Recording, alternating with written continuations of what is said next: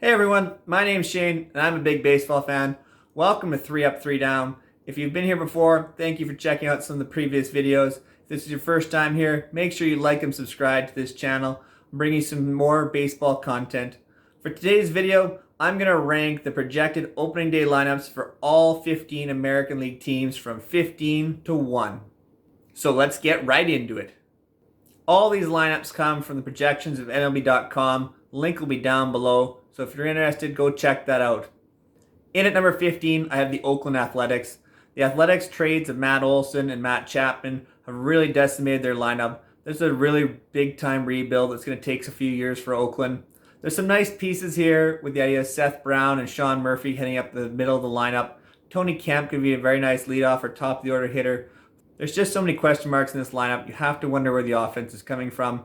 So for now, they are the worst projected lineup in the American League. Just above Oakland at number 14, I have the Cleveland Guardians. Jose Ramirez is going to be a perennial MVP candidate.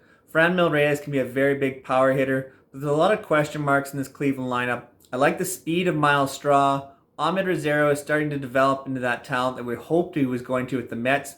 But hopefully he can continue that development in Cleveland. The rest of the lineup leaves with a lot of questions. There's some players trying to bounce back and really establish themselves in the major leagues, like Oscar Mercado and Josh Naylor. Hopefully they can develop sooner rather than later to give the Guardians some more offense. But for right now, they're going to struggle to score runs.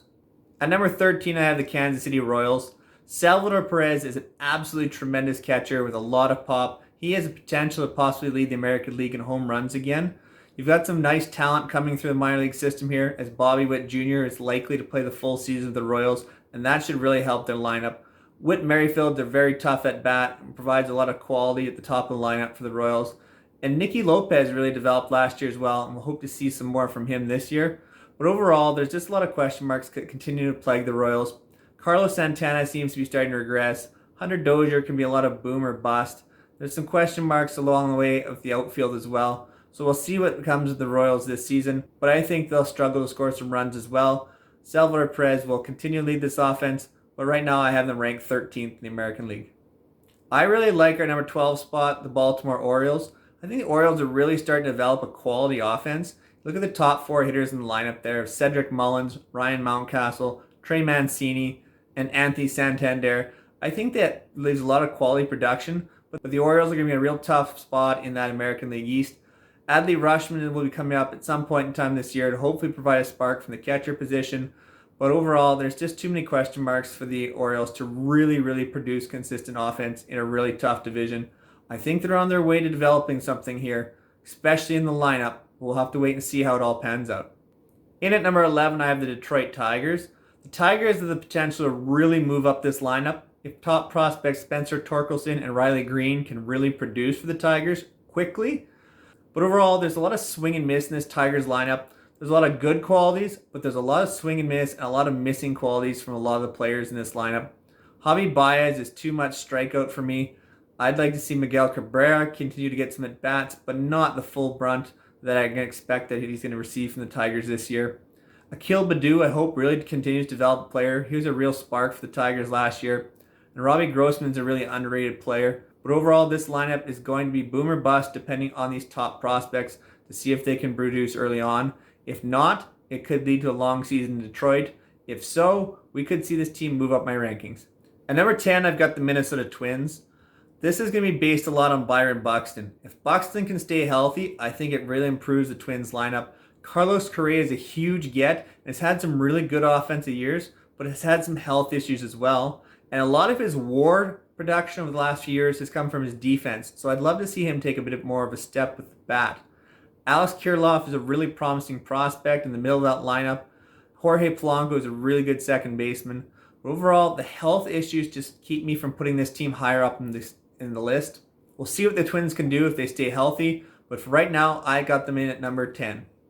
At number 9, I've got the Seattle Mariners. I've got the Mariners above the Twins just based off a little bit more consistency. I've seen more consistent production from the likes of Jesse Winker and Mitch Haniger, as well as Eugenio Suarez outside of one down year. The addition of Adam Frazier adds a little bit of contact and speed to the top of the lineup. Abraham Toro had a really good finish this season last year. We're coming over from Houston. I like what Seattle's building. And there's also some hidden surprises here. See if Jared Kelnick can really take the next step. And Julio Rodriguez is a big prospect in waiting. So we'll see if he joins this lineup and can produce as well. Overall, I like what Seattle's building. I just think they need a few more pieces to bring this lineup into the upper echelon of the American League. At number 8, I've got the Los Angeles Angels. Shohei Ohtani and Mike Trout will produce like none other, and they can really improve this lineup.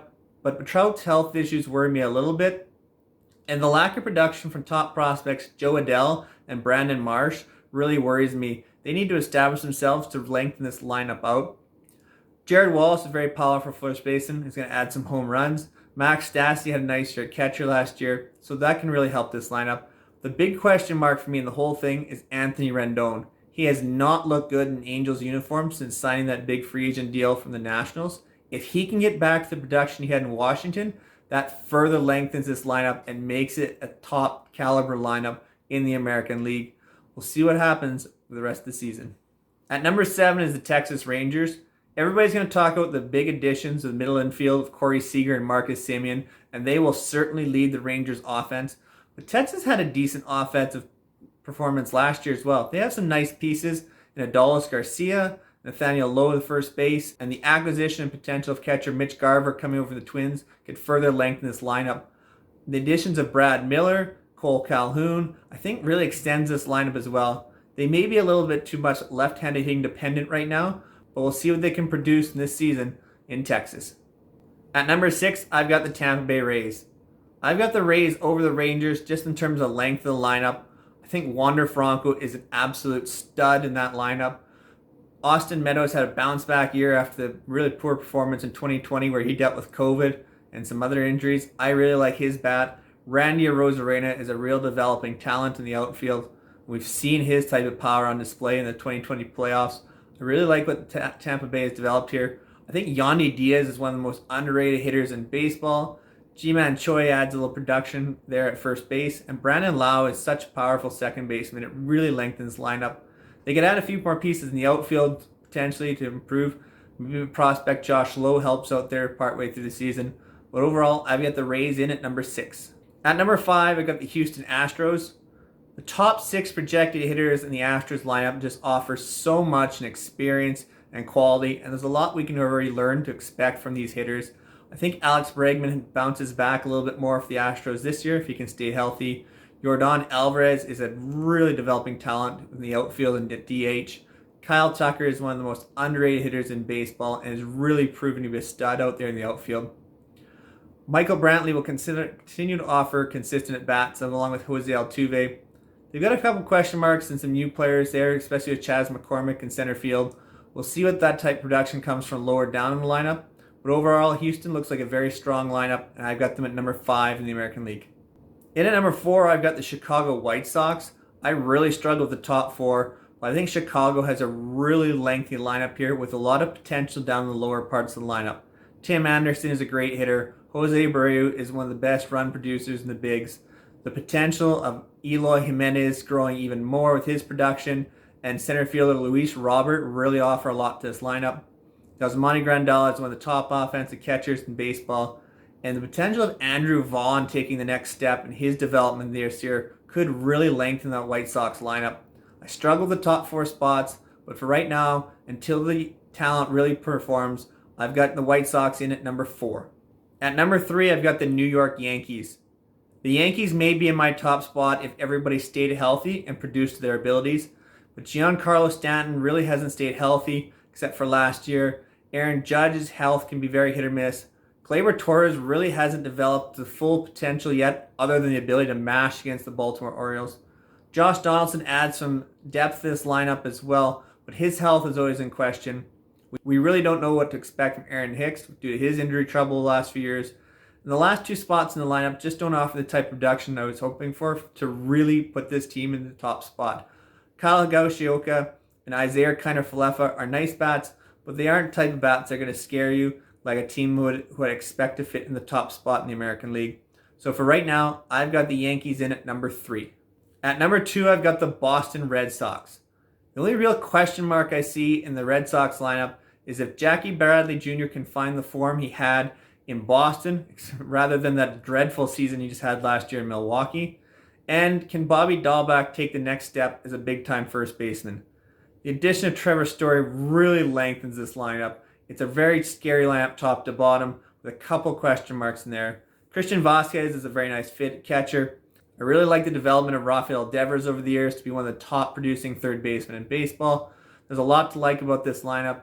Xander Bogaerts still is maybe one of the most underrated shortstops in terms of offensive ability. So we'll see what the Red Sox lineup can produce this year. For right now, I've got them at number 2. At number 1, I've got the Toronto Blue Jays. You can call me biased, you can call me all kinds of things, but you can also call me right on this one. I've got the Blue Jays lineup over top of the Red Sox and Yankees for the simple fact that their young players have the potential to develop even more. Vlad Guerrero Jr. has the potential to have an even bigger season this year. Bo Bichette could have an even bigger offensive season this year. Alejandro Kirk, if he stays healthy, can really help from the catcher position. Danny Jansen had a very good second half from the catcher position as well, and that lengthens the lineup. The platoon at second base of Kevin Biggio and a very underrated Santiago Espinal, who had a very good year at the bat last year, leads a lot of protection in the last part of the lineup. Lourdes Gurriel can be one of the hottest hitters in baseball. And then you've got a healthy George Springer to start the year. That just further lengthens this lineup even more. Top to bottom, I've got the Toronto Blue Jays as having the best offensive lineup in the American League. Thank you so much for making it all the way through the video. I greatly appreciate your support. If you haven't already done so, make sure you subscribe to the channel. We're at 11 subscribers and we're pushing towards 20. Hopefully we can get it in the next couple videos. Be sure to check out my rankings for the National League, which will be the next upcoming video soon to come. Until then, take care everyone.